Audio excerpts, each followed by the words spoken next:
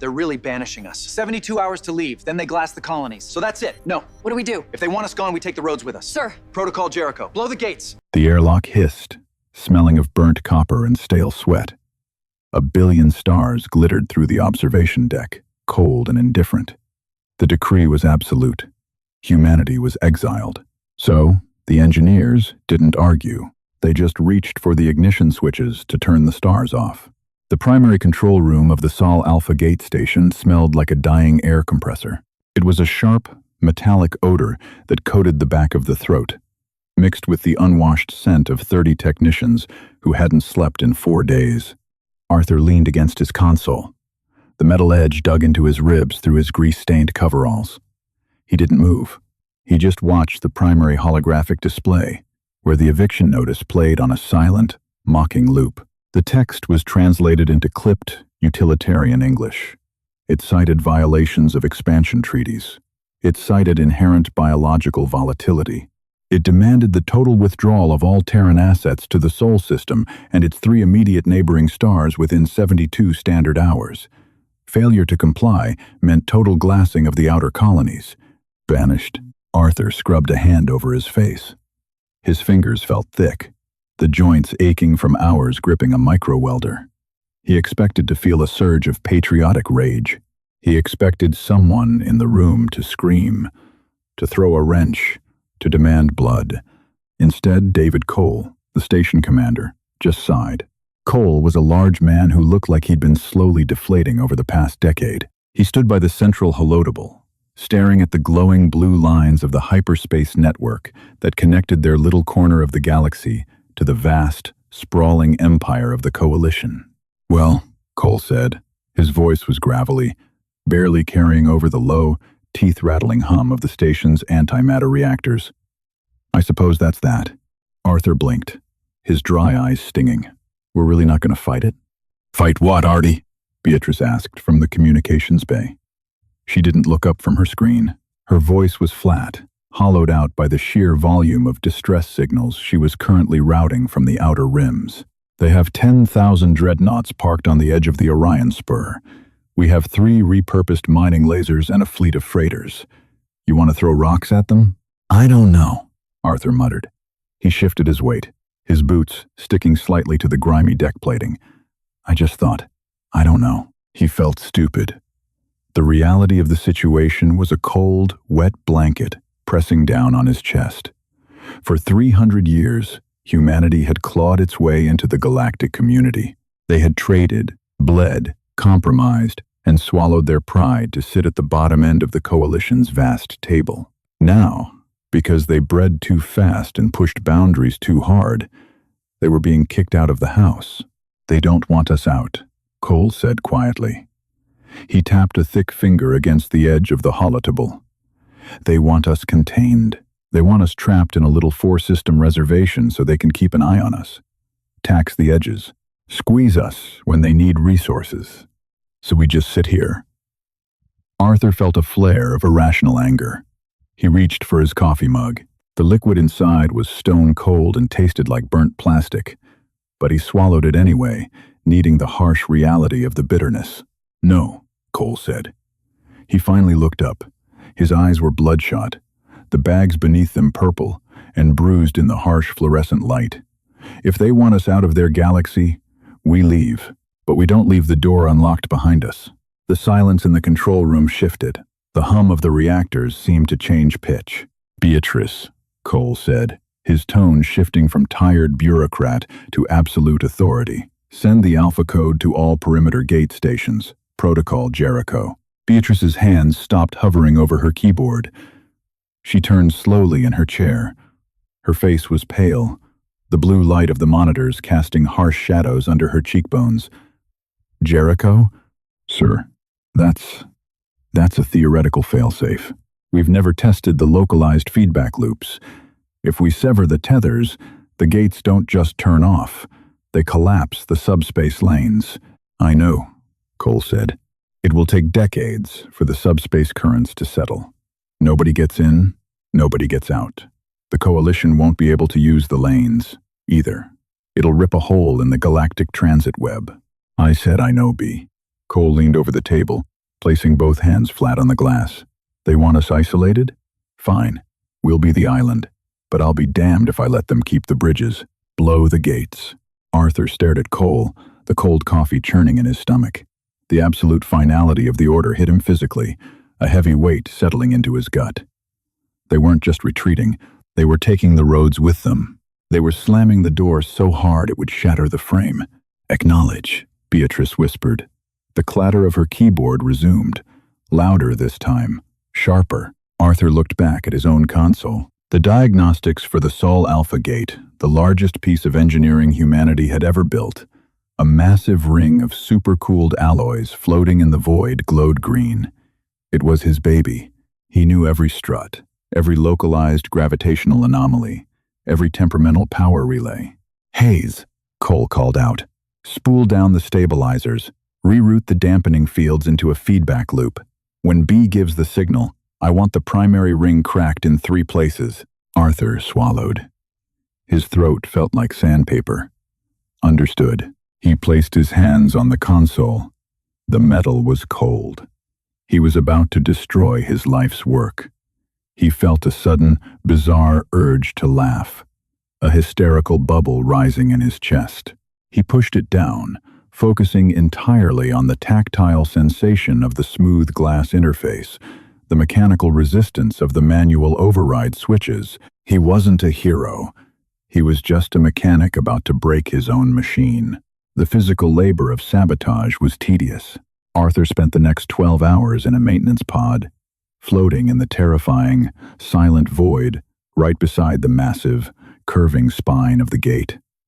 The pod smelled of ozone and his own nervous sweat. The viewport was a scratchy polymer that distorted the starlight. Out here, the gate was incomprehensibly huge. It was a ring of dark, brushed metal, 100 kilometers across, pulsing with the contained energy of a captive star. It was beautiful. Approaching Node 4, Arthur mumbled into his headset. The comms crackled, spitting static into his ear. "Copy that, Artie." Beatrice's voice came back, thinned out by the interference of the gate's immense electromagnetic field. "Coalition command is flooding the channels. They've noticed the fleet movements." "They realize we're pulling back?" Arthur asked, his hands moving over the manual release valves of the pod's manipulator arms. "Yeah, but they don't like the trajectory. We aren't docking at the perimeter stations, we're abandoning them. Coalition envoy ships are demanding a status update." "Tell them to file a complaint," Arthur grunted. He lined up the pod's plasma torch with the massive physical lock that held the gate's primary coolant lines in place. Engaging torch. The blinding blue-white flare of the plasma illuminated the dark metal. Arthur squinted, the automatic tint of his viewport barely keeping the glare manageable. He felt the vibration through the joysticks, a deep, shuddering hum that traveled up his arms and into his jaw. He was sweating profusely. A drop stung his eye, and he couldn't wipe it. He blinked furiously, his vision blurring. He misjudged the angle by a millimeter. Clang. The torch caught the edge of a localized gravity field generator. The pod bucked violently. Arthur was thrown against his harness, the breath punching out of his lungs. Red warning lights splashed across his cramped cabin. "Damn it," he hissed, tasting blood where he'd bitten his lip. "Artie, report." Cole's voice barked over the comms. "I slipped." Arthur breathed out, his hands trembling as he gripped the controls again. Caught a gravity eddy. Pods intact, realigning. He hated this. He hated the clumsiness, the brute force of it. He was a builder, not a demolition man. Every cut he made felt like slicing into his own flesh. The coolant line finally gave way, venting a massive cloud of super-chilled gas into the vacuum. It crystallized instantly, sparkling like diamond dust against the blackness of space. "Node 4 severed," Arthur reported, his voice flat. "We're seeing the pressure drop," Beatrice confirmed. Her voice sounded strained. "Artie, they're sending ships." Arthur paused. "Who?" "The Coalition. 2 Vanguard cruisers just dropped out of hyperspace on the edge of the system. They're pinging the station. They say our energy readings are unstable. They're offering assistance to stabilize the gate." Arthur let out a harsh, barking laugh. It sounded ugly in the small cabin. Assistance. Right. They want to secure the asset. They know, Cole said over the channel. They just figured out what we're doing. The subspace telemetry is shifting. They know we're not just turning it off. They know we're breaking the ring. Arthur looked at the massive structure. How long until they reach us? At sublight? 30 minutes, Cole replied. They won't fire. If they hit the gate while it's fully charged, it'll take out the whole sector. They have to board us to stop the sequence. B, Cole continued, patch me through to the cruisers. Open channel. A moment of static, then the channel cleared. Coalition vessels, Cole said.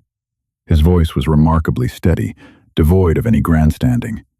Just a man stating a fact. This is Commander Cole of Sol Alpha. You have crossed into sovereign Terran territory. Halt your approach. The reply came a few seconds later. The voice was smooth, synthesized, radiating calm superiority. Commander Cole, this is Envoy Vale of the Coalition. You are currently in violation of your withdrawal terms by attempting to damage galactic infrastructure. Power down your station and prepare for boarding. We will manage the gate shutdown. The gate is our property, Envoy. The gate occupies Coalition space. Its destruction will render the sector unnavigable. You are acting out of spite. Cease immediately. Arthur listened, his hands gripping the controls of the pod. The alien's voice didn't sound angry. It sounded annoyed, like a parent dealing with a petulant child breaking its toys. Envoy, Cole said, you told us to leave the galaxy. We are leaving, but we aren't leaving the keys in the ignition. You are making a grave error, Commander. You will trap yourselves. You will have no trade, no allies, no expansion. You will rot in your own system. Maybe, Cole replied. But we'll rot in peace. He cut the channel. Artie, get back to the station. Now. Arthur didn't hesitate. He disengaged the manipulator arms and fired the retro thrusters. The pod spun around, accelerating toward the small, blocky shape of the control station. Behind him, the massive gate shuddered. Without the coolant lines, the superheated plasma in the primary ring was beginning to expand. Deep structural groans echoed through the vacuum, picked up by the pod's external sensors, and translated into horrifying, tearing audio. He docked with the station, the clunk of the magnetic locks sounding like a gunshot. He scrambled out of the pod, tearing off his helmet. The airlock smelled like ozone and fear. He ran down the narrow, dimly lit corridor back to the control room. When he burst through the doors, the atmosphere was suffocating. Beatrice was typing frantically, sweat shining on her forehead. Cole stood by the window, hands clasped behind his back, watching the two distant specks of light growing larger against the stars. The Coalition cruisers. Status, Cole demanded without turning. The core is overheating, Arthur gasped, leaning against a bulkhead to catch his breath. The dampeners are offline. If we trigger the sequence now, it won't just shut down. It will shatter. Do it, Cole said. Arthur took his seat at the console. His hands were shaking so badly he missed the primary sequence button on the first try. He swore under his breath, a sharp, bitter sound. He forced himself to take a breath that tasted like recycled dust, anchoring his thumb against the edge of the panel, and slammed the heavy switch forward. The station didn't explode. It didn't roar. It just died. For a terrifying second, every light in the control room flickered and went out. The persistent, bone-deep hum of the reactors cut off, plunging them into absolute, suffocating silence. The sudden lack of vibration made Arthur feel completely weightless, a profound vertigo twisting his stomach. Then, the emergency red lighting kicked on, bathing the room in a bloody, dim glow. Sequence initiated, Arthur whispered into the silence. Outside the observation window, the Sol Alpha gate began to tear itself apart. It didn't happen fast, like a bomb. It happened slowly, with agonizing mechanical agony. The massive dark metal ring began to warp. The stored energy inside the capacitors, finding no outlet into hyperspace, bled into the physical structure. The metal turned cherry red, then blinding white. "Look at the map," Beatrice said, her voice cracking. Arthur looked away from the window and stared at the central holotable. The map of the galactic arm was normally a brilliant web of blue light, showing the hundreds of connected gates. Right now, a ripple was moving through the web. "The perimeter gates are going," Beatrice narrated, staring at the telemetry. "Sirius just cracked. Epsilon Eridani, gone. Alpha Centauri, gone." As she spoke, the blue lines on the map snapped. They didn't just fade, they violently recoiled, sparking and vanishing into the blackness. The localized destruction of the gates was causing a cascading collapse of the subspace tunnels. "The cruisers," Cole said softly. Arthur snapped his attention back to the window. The two Coalition Vanguard cruisers had been accelerating toward them. Suddenly, their forward momentum died. Their engines, reliant on the ambient subspace currents to bend normal space, choked. Without the gate network anchoring the localized physics, the area around Sol was reverting to raw, unmanipulated space. The cruisers were suddenly just very large, very heavy pieces of metal floating in a void they could no longer easily traverse. "They're hailing us," Beatrice said. The fear was gone from her voice, replaced by a strange, numb shock. "It's not an automated message. It's live." She put it on the main speaker. The audio was filled with horrible, shrieking static. "Abort. Subspace. Collapse. You are destroying the corridor. Repeat. You are." The voice of Envoy Vielle wasn't calm anymore. It was shrill, laced with entirely human-sounding panic. The realization had finally hit them. Humanity wasn't just building a wall. They were burning the earth around the wall. "They can't leave," Arthur realized, staring at the crippled ships. "They're stuck here. At sublight speed, it will take them thousands of years to get back to Coalition space." "They wanted us isolated," Cole said heavily. He finally turned away from the window. The red emergency lights cast deep, skull-like shadows across his face. They got their wish, but they happened to be on the wrong side of the door. Arthur looked back at his console. The diagnostic screens were dead. There was nothing left to monitor. The gate outside finally broke. The massive ring snapped in 3 places, the internal plasma venting out in a violent, silent shockwave that rattled the station's blast shields. Pieces of the superstructure, some the size of small moons, began to slowly drift apart, tumbling aimlessly into the dark. The holographic map flickered one last time.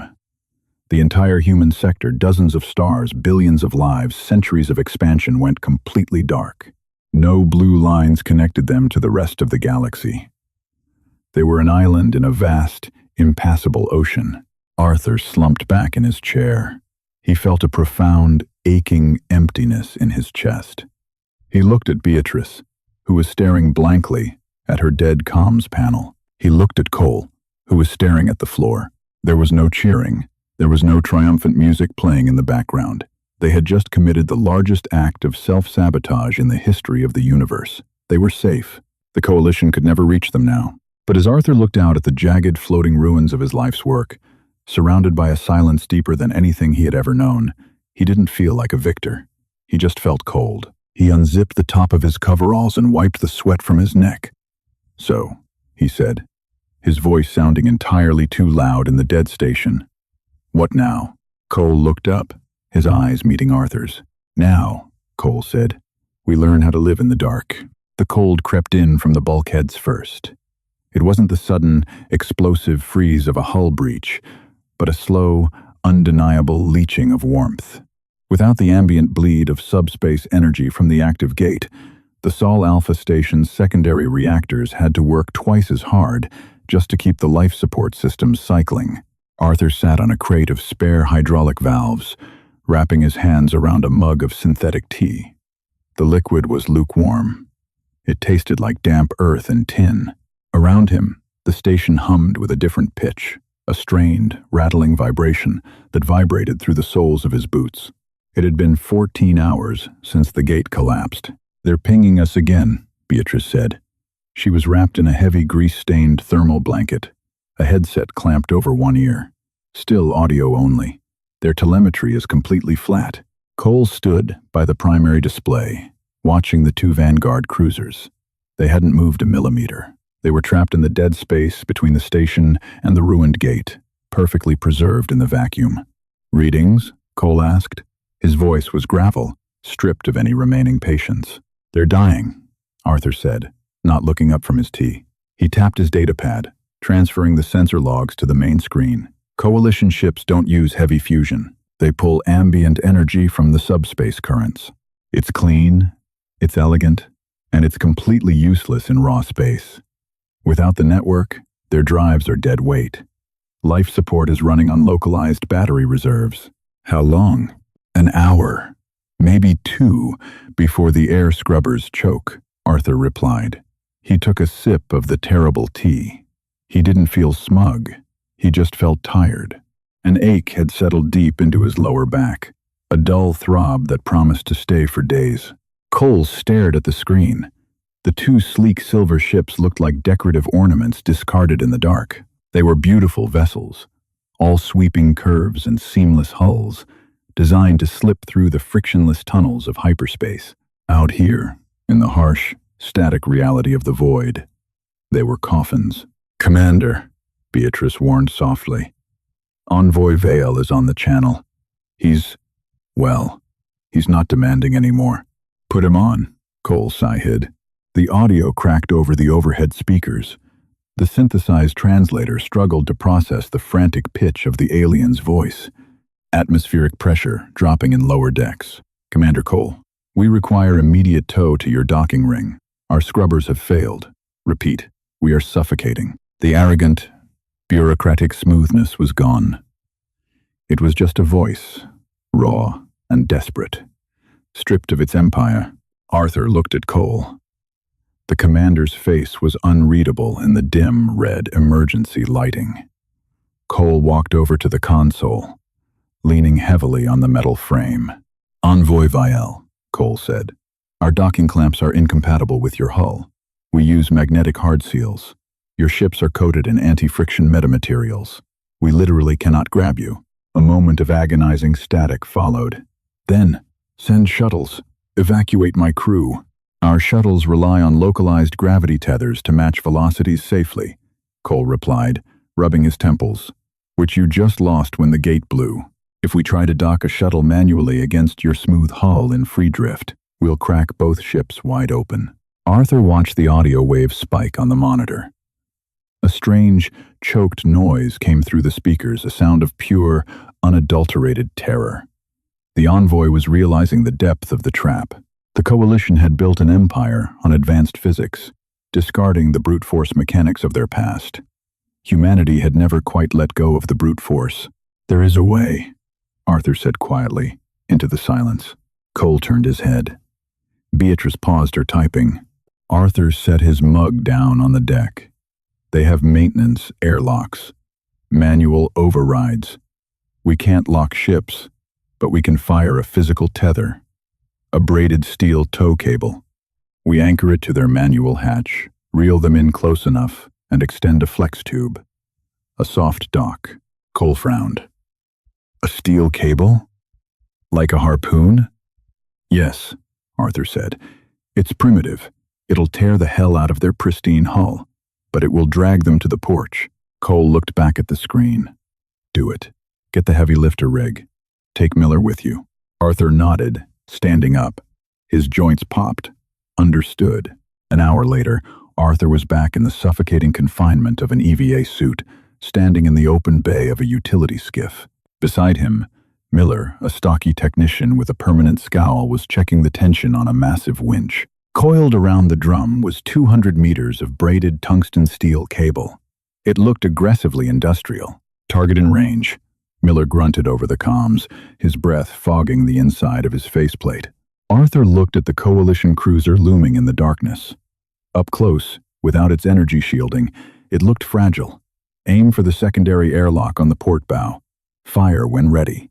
The skiff shuddered violently. A concussive thump echoed through the vacuum as the magnetic railgun fired the heavy grappling spike. The thick steel cable unspooled with terrifying speed, a gray blur against the stars. Sparks showered violently as the tungsten spike slammed into the smooth, elegant metal of the alien ship. The kinetic force crumpled the pristine hull plating, the heavy barbs deploying and biting deep into the substructure. "Contact. We have anchor," Miller reported. He engaged the winch. The skiff groaned, its thrusters flaring bright orange to counter the drag as it began to physically pull the massive, dead cruiser toward the station. It was an ugly, brutal process. The metal cable snapped taut, vibrating with immense tension. Arthur watched the sleek alien ship jerk awkwardly. There was no grace in it. It was the physical equivalent of dragging a dying animal by the neck. By the time they extended the canvas flex tube and secured the soft dock, Arthur was drenched in sweat again. He waited in the primary airlock of the station, a heavy pulse wrench resting against his thigh. He wasn't taking chances. Cole stood beside him, arms crossed. The heavy vault doors hissed and cycled open. A wave of air washed over them. It smelled completely alien sweet, sterile, like synthetic lavender and ozone, now tainted with the sharp, sour stench of carbon dioxide poisoning. 4 figures stumbled through the flex tube. They were tall, slender, their skin a pale, luminous gray. They wore uniforms of seamless white fabric, though the fabric was now stained with dark, viscous fluids. The one in the lead fell to his knees as he hit the grated floor of the human station. He gasped, his narrow chest heaving as he dragged in the cold, metallic, grease-scented air of the control station. Arthur watched him. This was Envoy Vale, the representative of 1,000 worlds, the man who had ordered humanity to abandon their homes. Vale looked up. His large, dark eyes were wide, the pupils dilated in the dim light. He looked at Arthur's dirty coveralls. He looked at Cole's unshaven face. He looked at the rust on the airlock door. "You," Vale rasped, his translator implant struggling to keep up with his ragged breathing. "You ruined it. The corridor. The infrastructure. You burned it all."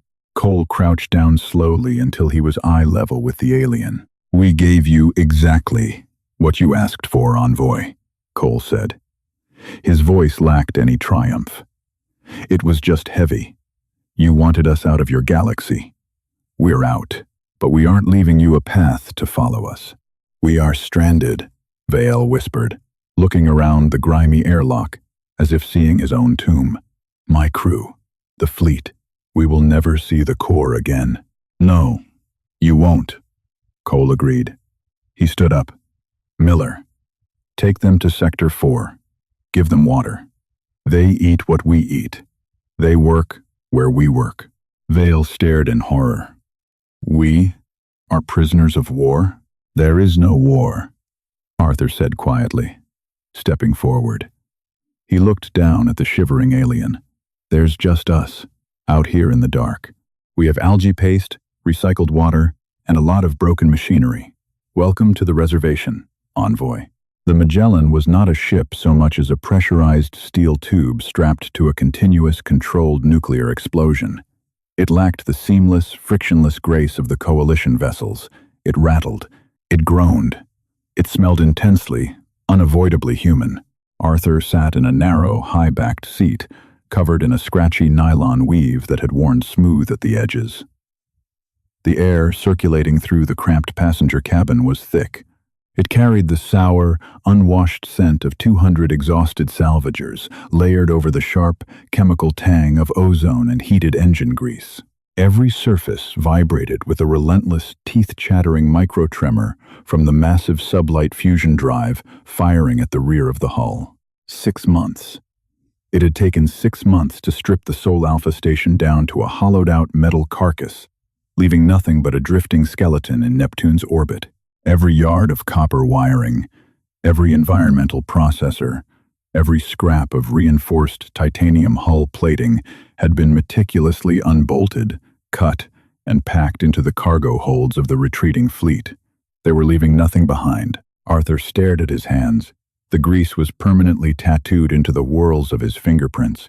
His knuckles were swollen, scabbed over from a dozen minor slips of a wrench. He rubbed his thumb over a particularly deep cut on his palm, feeling the tough, raised edge of the scar tissue. It throbbed in time, with the ship's engines. Across the narrow aisle, Miller was hunched over a heavy canvas tool bag, field stripping a localized comms relay. The stocky technician didn't look up, his thick fingers moving with practiced, mechanical rhythm. Scrape, click, snap. The subtle sounds of metal on metal cut through the low-frequency drone of the ship. Atmospheric scrubbers are redlining, Miller grunted, a bead of sweat hanging from the tip of his nose. He wiped it away with the back of a greasy wrist. They're holding at 89% efficiency. We're going to be breathing our own bad breath for a while. How long is the burn? Arthur asked. His voice was raspy, dry as paper. 118 standard days to Mars orbit, Miller replied, tossing a stripped brass connector into a plastic bin, assuming the manifolds don't crack under the continuous thrust. 118 days. Arthur leaned his head against the cold, thick glass of the viewport. Before the darkening, before they shattered the ring, a trip from the edge of the system to Earth took roughly 3 hours. You entered the gate. You felt a brief, nauseating sideways slip in your inner ear, and you arrived. The galaxy had been rendered small, trivial, and manageable. Space had been conquered. Now, the sheer, terrifying scale of raw physics had reasserted itself. The dark was no longer a highway. It was an ocean, and they were rowing across it in a leaky wooden boat. Beatrice shifted in the seat in front of him. She let out a sharp, involuntary hiss of pain. Her left arm was encased in a bulky, rigid polymer cast, suspended in a makeshift sling made from a torn cargo strap. A collapsing bulkhead had pinned her during the final days of the salvage operation. Without the advanced dermal knitters of the Coalition medical bays, they had to set the bone manually. "You need another analgesic?" Arthur asked, leaning forward slightly. "No," Beatrice muttered, not turning around. "I need an ice pack and a hot shower, neither of which exist on this flying trash can." She sighed, the tension slowly bleeding out of her shoulders. "Radio latency to Earth just hit 4 hours. It's crawling. It feels like we're shouting down a very long, very dark well." "We are," Arthur said quietly. He turned his gaze back to the viewport. Behind them, the absolute blackness of the void was uninterrupted. The ruins of the gate were already lost to distance, entirely invisible. There was no glowing blue plasma. There was no ambient light. The entire human sector, dozens of colonies, billions of lives, centuries of aggressive expansion, had simply ceased to exist on the galactic map. Arthur closed his eyes, the persistent vibration of the deck plates numbing his feet. He didn't feel like a victor. He felt an intense, gnawing contradiction in his gut. A part of him mourned the stars. He missed the sprawling, chaotic markets of the Orion Spur, the taste of synthesized alien spices, the sheer awe of standing on a world with 2 suns. But another, darker part of him, the part that had slammed the manual override switch and cracked the ring, felt a cold, hard satisfaction.